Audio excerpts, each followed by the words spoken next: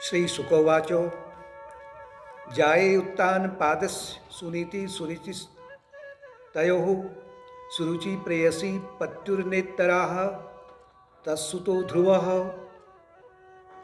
सुखदेव जी महाराज राजा परीक्षित को कह रहे हैं कि उत्तानपाद नामक एक राजा थे जिनकी 2 पत्नियां थी। बिल्कुल सामान्य कथा है और इस कथा के माध्यम से आपको कि इस जगत में जल्दी समझ में आ जाएगा कि इसका तात्पर्य क्या है। यानी कि पहले जो प्रचलन है ना संसार में अधिकांश लोगों का, उसे जानने के बाद में फिर आपको इसके गहराई में जानना होगा। तो उत्तानपाद नामक राजा, उनकी 2 पत्नियां थी।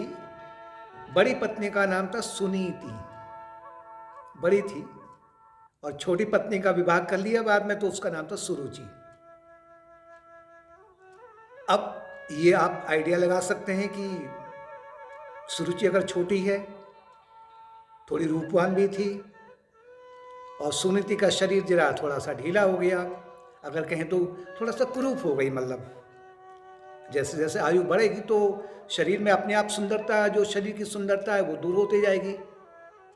तो जो उत्तानपाद नामक राजा था, वो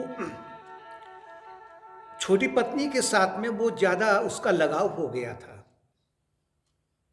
और सुनीति जो बड़ी पत्नी थी उसके लिए उसने इसके वश में होकर करके महल के दूर अपने बगीचे में कहीं उसके लिए छोटी सी कुटिया बना के रख दी थी। और सुरुचि छोटी पत्नी थी, उसका भी व्यवहार अपनी, जो हम सौतन कह सकते हैं, वो कोई अच्छा नहीं था, ये सामान्य जन समझ सकता है। सुरुचि से जो पुत्र का जन्म हुआ उसका नाम रखा गया उत्तम, और सुनीति का बालक था ध्रुव। तो ध्रुव कथा चल रही है, राज्य चल रहा है, सुनीति दूर है, सुरुचि अंदर है राजमहल में, राजा के पास बैठी रहती है। एकदा सुरुचि पुत्रम अंक आरोप्यो लालेन। एक बार महल में दोनों बालक खेल रहे थे, ध्रुव भी और उत्तम भी। छोटे ही बालक थे, ध्रुव 5 साल का था। तो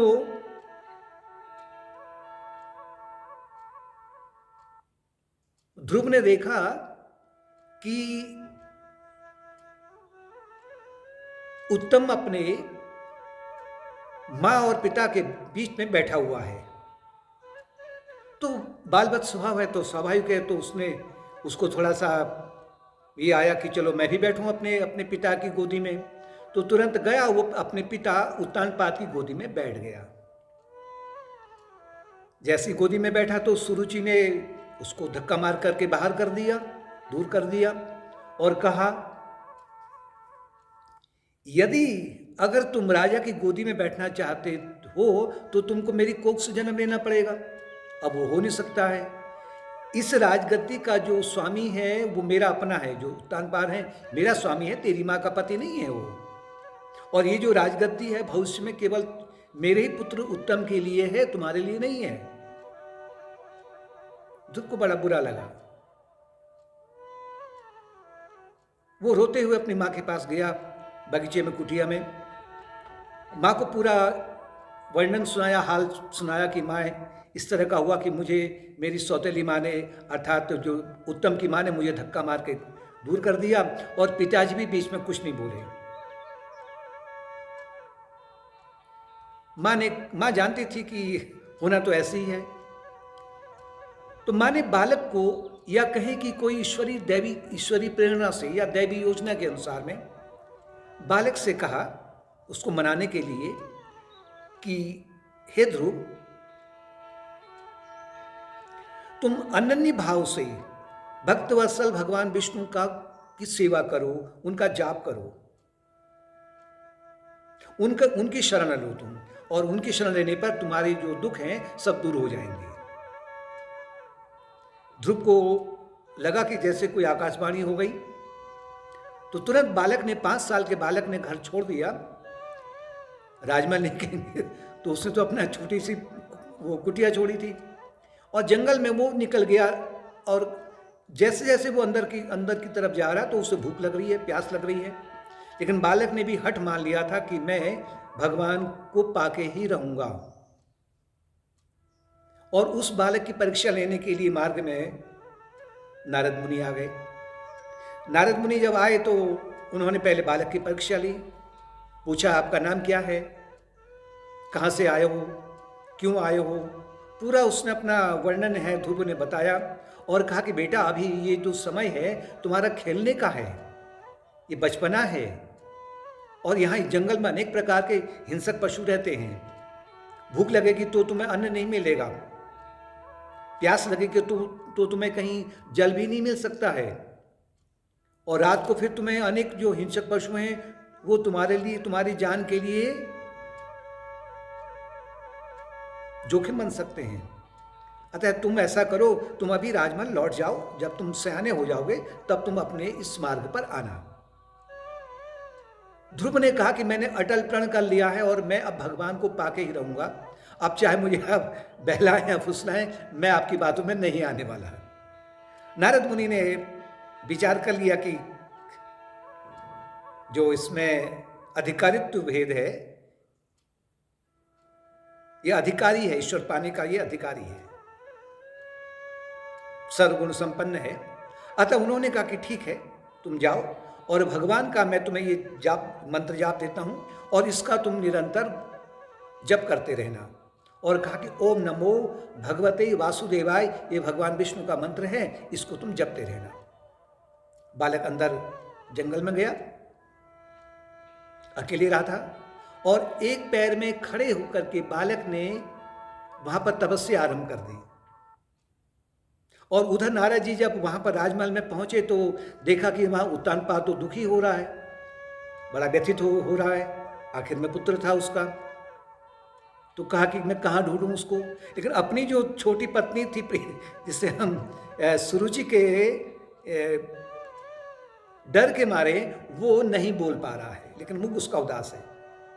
नारद जी उसके पास में गए तो नारद जी ने कहा कि तुम्हें जो चिंता है मैं जानता हूं, तुम्हारा पुत्र, ज्येष्ठ पुत्र ध्रुव वन में तपस्या कर रहा है और उसकी तुम कोई भी किसी प्रकार की चिंता मत करो, क्योंकि वो अब भगवान को पाके ही रहेगा।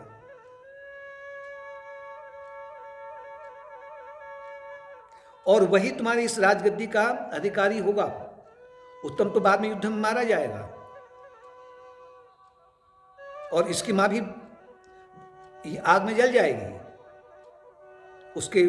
उसके मुंह में पागल होकर करके।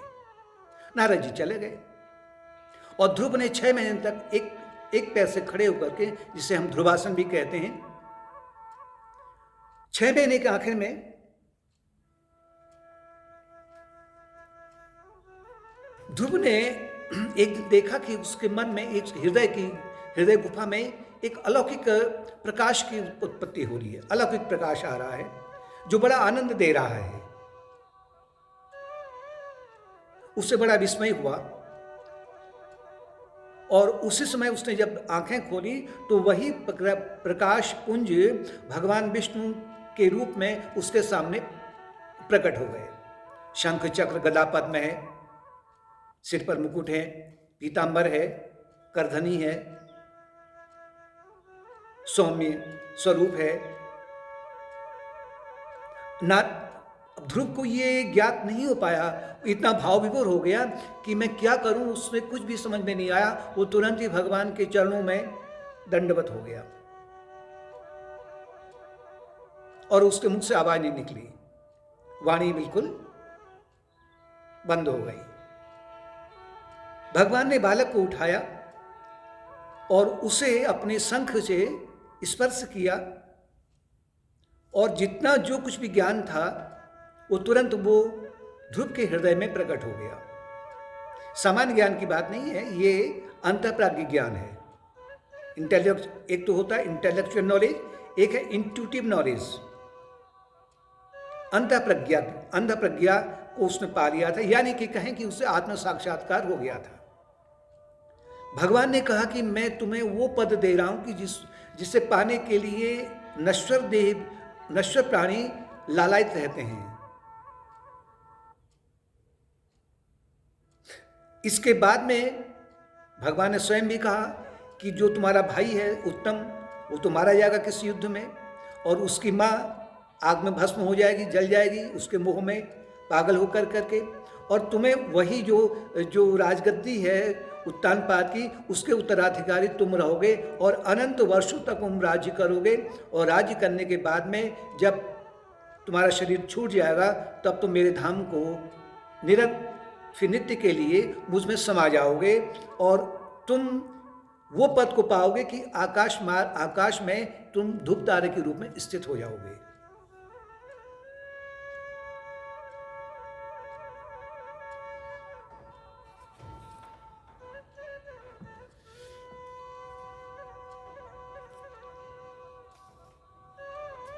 और आज भी हम देखते हैं कि ध्रुव आकाश में ध्रुव तारे के रूप में विराजमान है। बाद में युद्ध में उत्तानपाद इत्यादि जो उसका पुत्र था उत्तम, वो मारा गया। माँ उसकी पागल होकर के आग में, जंगल में जा रही थी, आग जली थी तो उसमें भस्म हो गई, गिर पड़ी उसमें। और ध्रुव को राज्य मिला, अनंत लंबे समय तक उसने राज्य किया, और राज्य करने के बाद में फिर अंत में वो ध्रुव के रूप में, एक तारे के रूप में स्थित हो गया। ये कथा में बहुत ज्यादा गूढ़ रहस्य दे जा रही कि श्रेय मार्ग और प्रेम मार्ग का तात्पर्य क्या है। उत्तानपाद जीवात्मा का प्रतीक है, प्रत्येक जीव उत्तानपाद है, इंडिविजुअल सोल, इंडिविजुअलिटी जो उसमें है वो उत्तानपाद के रूप में है। और अगर वो उत्तानपाद है, अगर वो जीवात्मा है, तो उसके पास में दो मार्ग हैं, एक तो प्रेम मार्ग है, दूसरा श्रेय मार्ग है। प्रेम मार्ग वो है कि जो विषयेन्द्र संयोगात यदत अग्रे अमृतोपमम परिणामे विस्मिमम तत्सुखम राजसम स्मृतम। प्रेम मार्ग वो है कि जो विषय और इंद्रियों का जब संयोग होता है, विषय का मतलब कोई वस्तु है, कोई स्थान है, कोई व्यक्ति है, कोई परिस्थिति है जो कि नश्वर है, ये सब नश्वर है स्वर्ग तक। इनका जब अब इंद्रियों से संयोग होता है तो आरंभ में ये बड़ा प्रलोभन देता है, जैसे कि सुरुचि होगी, रुचि होती कि इनको पाने की। लेकिन आरंभ में जब ये अमृत के समान प्रतीत होता है, लेकिन परिणामे विषमिमम, इसका जो परिणाम है अंत में विष के समान होता है। जैसे कि सुरुचि की आग को आग लग गई, भस्म हो गई, उत्तम मारा गया। तो जो प्रेम मार्ग है, प्रेम मार्ग में व्यक्ति जो अपना जब उसका मन प्रेम मार्ग में डूबा रहता है तो वो उसके माध्यम से संसार में जो भी उत्तम है, सुरुचि का पुत्र उत्तम था, जो भी उत्तम संसार में उसे दिखाई पड़ता है, गाड़ी है, बंगला है, फ्रिज है, इत्यादि है, जो भी है वो स्वर्ग के भोग हैं, उत्तम से उत्तम भोग जो हैं। तो वो केवल उत्तम वस्तु को पाने का जो प्रयत्न करता है, और वो रजोगुण की जब वृद्धि हो जाती है उसके माध्यम से फिर वो उनमें उलझ जाता है। लेकिन इसके माध्यम से जब इनमें उलझ जाता है तो वो उत्तानपाद नामक जो जीवात्मा है वो सुनीति की अवहेलना कर देता है। दूसरा मन कौन है? सुनीति, या मन कहें या बुद्धि कहें।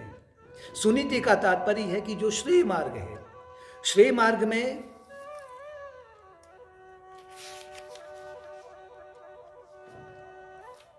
यददग्रे विस्मिमं परिणामे अमृतोपमं तत्सुखम सात्विकम प्रोक्तम आत्मबुद्धि प्रसादजम। श्रेय मार्ग वो है कि जो आरंभ में यददग्रे विस्मिमं, सुनीति उसको अच्छी लगती है, विष के समान लगता है उत्तानपाद को, और लेकिन इसका जो परिणाम है, इसका जो पुत्र है वो ध्रुव है, और ध्रुव को अटल राज्य प्राप्त हो जाता है। इसका जो परिणाम है वो अंत में मोक्ष होता है। तत्सुखम सात्विकम, ऐसा जो सुख है सात्विक सुख है, जो सुरुचि के माध्यम से या रजोगुण के माध्यम से जो सुख प्राप्त हुआ था वो विषय भोगों से हुआ था, उसे विषय सुख कह सकते हैं। विषय रति कह सकते हैं। लेकिन जो सात्विक सुख है वो आत्म प्रसादजम, कि आत्मा के का जो गुण है, आत्मा का जो गुण है आनंद, उसके कारण वो उससे सुख की प्राप्ति होती है। तो दो मार्ग में, एक तो सुरुचि का मतलब कि प्रेम मार्ग है, सुनीति का मतलब श्रेय मार्ग है। श्रेय मार्ग को अधिकांश लोग नहीं पकड़ना चाहते हैं, संसार के भोगों में ही लिपायमान रहते हैं। और सुनीति जो उसकी जो बुद्धि, उन्नत बुद्धि है, जो कि आरंभ में बड़ी कोई सुंदर नहीं लगती है, कोई उसको आनंद नहीं आता है, तो इसलिए उसकी वो अवहेलना कर देता है। अधिकांश लोगों की ही तो हालत है ऑलमोस्ट, कि वो सुनीति रूपी जो बुद्धि है उसकी अवहेलना कर रहे हैं। लेकिन भक्ति मार्ग में आगे बढ़ने पर, भक्ति मार्ग साथ में ध्यान मार्ग है, ज्ञान मार्ग है, सेवा मार्ग है, या समग्र योग का पालन करने पर मुख्य रूप से इसमें भक्ति आ गई। भक्ति मार्ग में आगे बढ़ने पर, यानी कि नारद जी भक्ति मार्ग के प्रतीक हैं।